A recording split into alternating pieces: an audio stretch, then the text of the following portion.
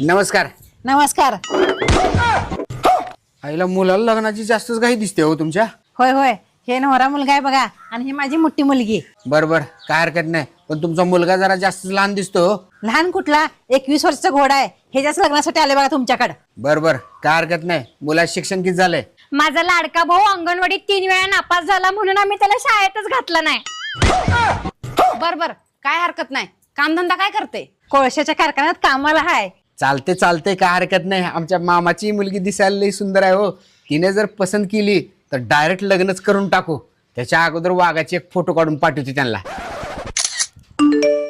आला बघा त्यांचा लगेच मेसेज. हे घ्या, तुम्हीच ऐका.